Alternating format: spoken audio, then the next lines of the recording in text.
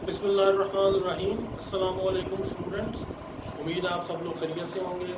मैं first year के चौथे चैप्टर का 10वां लेक्चर शुरू कर रहा हूँ।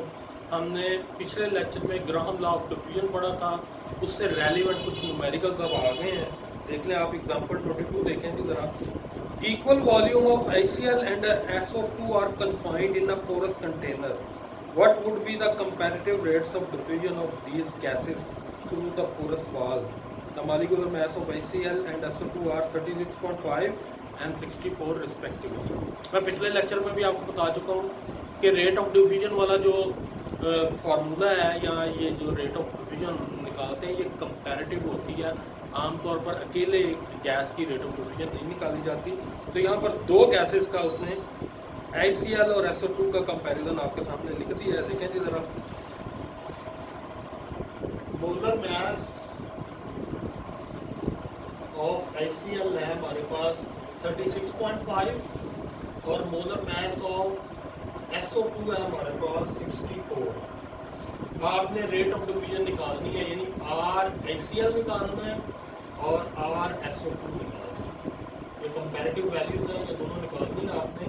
आप फार्मूला लगाएंगे R ICl over R SO2 is equal to, इधर आएगी M SO2 divided by M HCl।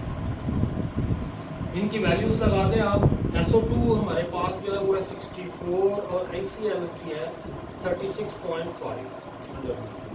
इसको आप सॉल्व करेंगे तो आपको जो आंसर मिलेगा वो होगा R HCl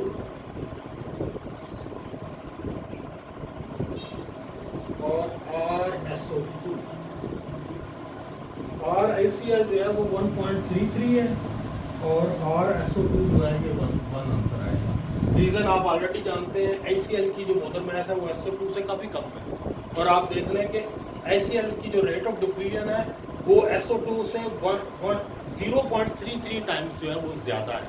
ये उसकी मास कम होने की वजह है।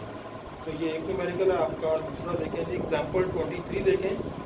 If 280 centimeter cube of H2 diffuses in 40 seconds, how long will it take for 90 centimeter cube of gas X? ये X जो है ये unknown gas है, where vapor density is 25 to diffuse under the same condition. Molecular of mass of H2 is 2. H2 की इसने molecular mass दी हुई है।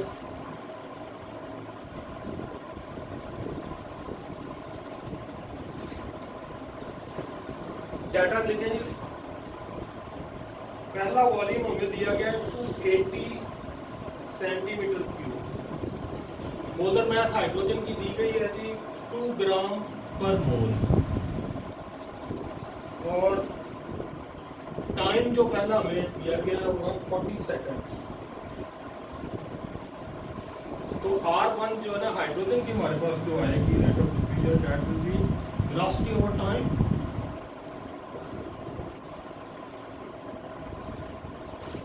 Velocity है 280 डिवाइडेड बाय टाइम है 40 सेकंड और हमारे पास आंसर आ गया 7 सेंटीमीटर क्यूब पर सेकंड। अब गैस X के लिए आप वैल्यूज लिखें जरा। इसकी वेलोसिटी उसने जो कही हुई है वो है 490 सेंटीमीटर क्यूब। वेपर डेंसिटी उसने दी हुई है 25 और वेपर डेंसिटी को 2 से मल्टीप्लाई करें तो मोलर मास बनती है। Molar mass is equal to 2 into 25 यानी 50 ग्राम पर मोल जो है ना वो वैल्यू आएगी इसकी मोलर मास की। अब T2 आपने जो है वो फाइंड करना है। टाइम क्योंकि आपसे पूछा गया वो आपने फाइंड करना है। अब आप लगाएंगे Graham law R1 over R2 is equal to M2 over M1 under root.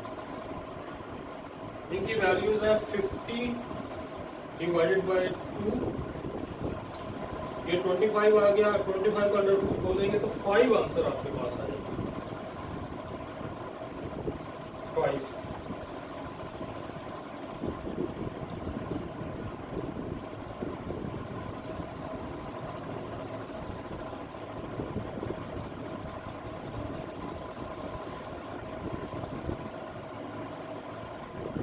अब इसको आपने, इस फाइल को आपने इक्वल करना है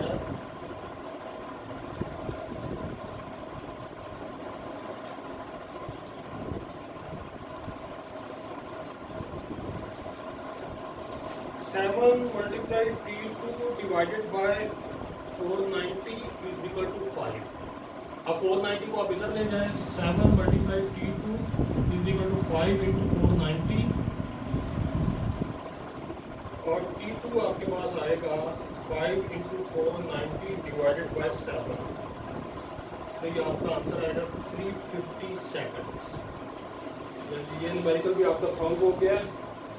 अब नेक्स्ट आपका नया लेक्चर जो टॉपिक जो है ना वो शुरू हो रहा है, वो है लिक्विफिकेशन ऑफ गैसेस, यानी गैसेस को कैसे लिक्विफाई किया जाता है।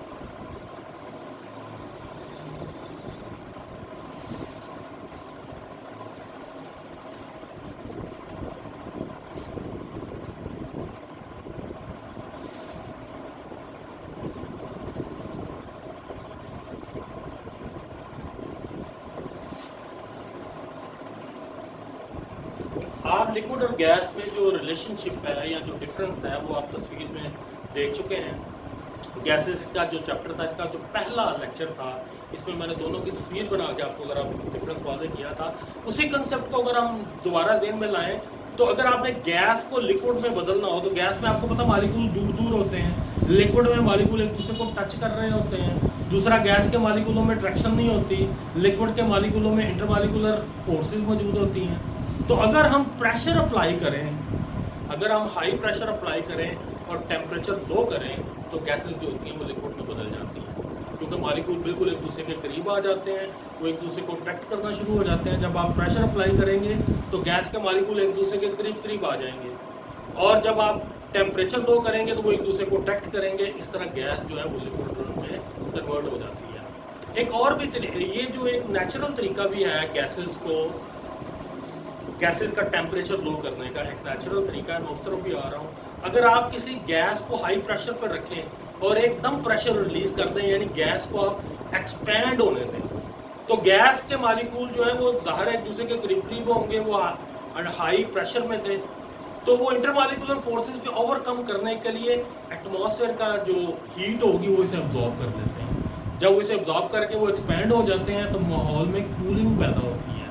यही वजह है कि कहा जाता है कि जो सडन एक्सपेंशन ऑफ गैसेस होती है इससे कूलिंग क्रिएट होती है। ये जो फ्रिज के अंदर फिनोमिनन यूज होता है वो भी यही होता है, वहाँ पर एक फ्री ऑन गैस जो है वो यूज़ की जाती है।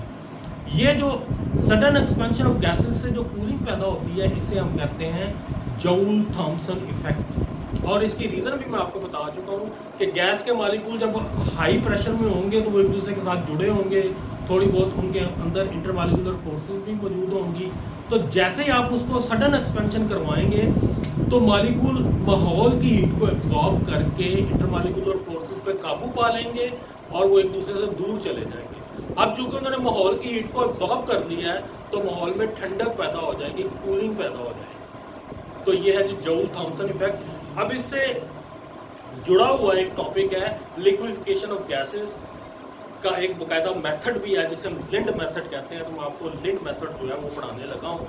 लिंड मेथड में हम आम हवा को लिक्विड में बदलेंगे और ये बड़ा एफिशिएंट मेथड है।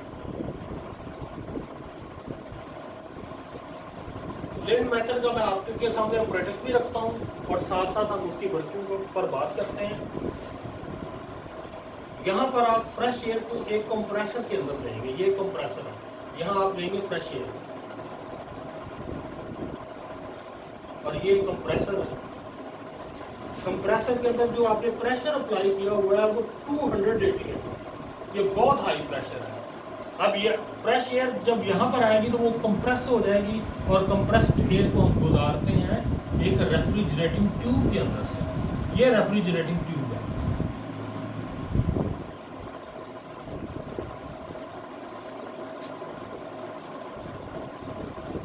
रेफ्रिजरेटिंग ट्यूब जो है ना, इसके आगे हमने एक जेट, एक स्पाइरल, पहले एक स्पाइरल आती है, जिगजैग स्पाइरल ट्यूब आती है।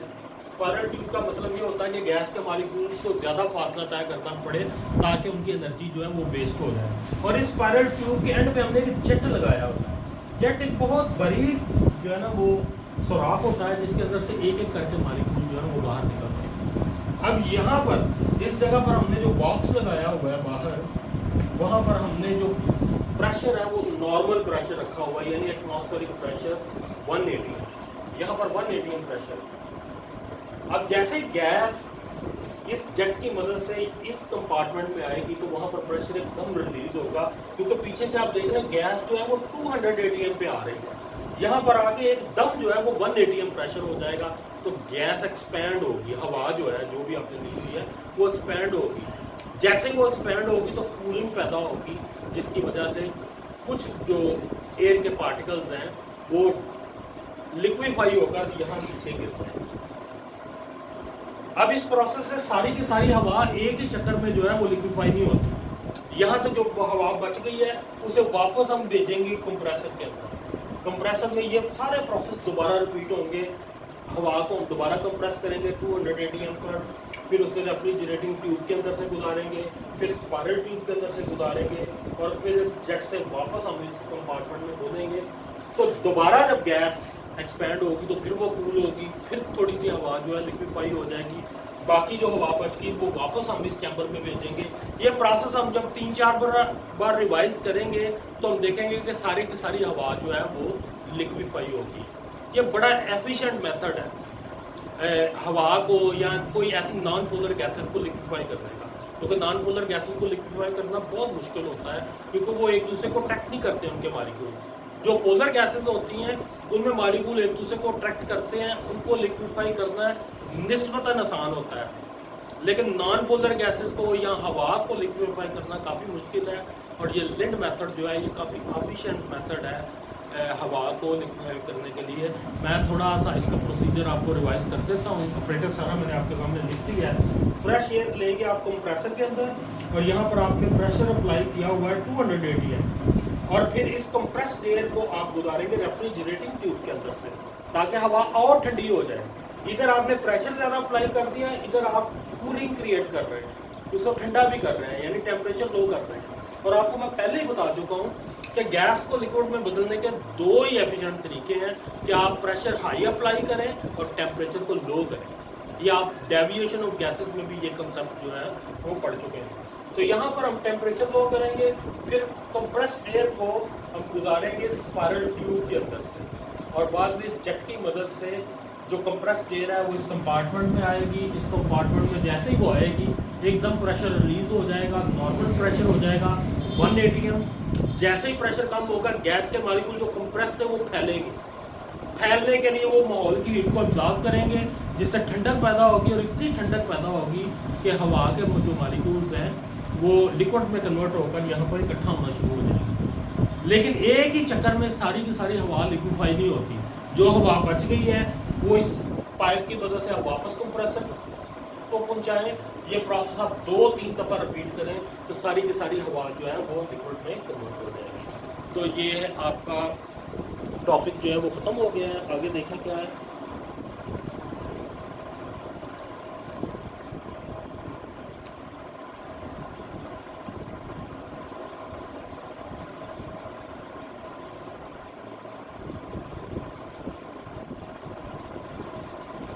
आगे ये एग्जांपल 25 देखेंगे ज़रा। मैं इस न्यूमेरिकल को पढ़ देता हूँ, लेकिन परफॉर्म नहीं करूँगा, क्योंकि इसमें फार्मूला वही यूज़ हो रहा है P1 V1/T1 = P2 V2/T2। तो ये आप बहुत से न्यूमेरिकल पहले भी कर चुके हैं, तो आप इसे करेंगे। मैं स्टेटमेंट पढ़ देता हूँ। अब fighter air tank contain 12.0 dm³ of air compressed to 1.4 × 10⁴ kPa at 22 degrees centigrade. What volume of air will this tank provide when it is used in a hot smoke-filled building where the temperature is 42 degrees centigrade and pressure is 102 kPa?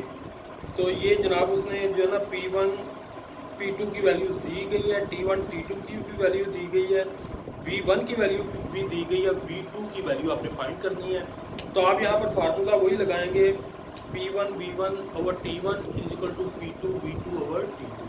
तो इसे आप solve करेंगे। आगे देखेंगे।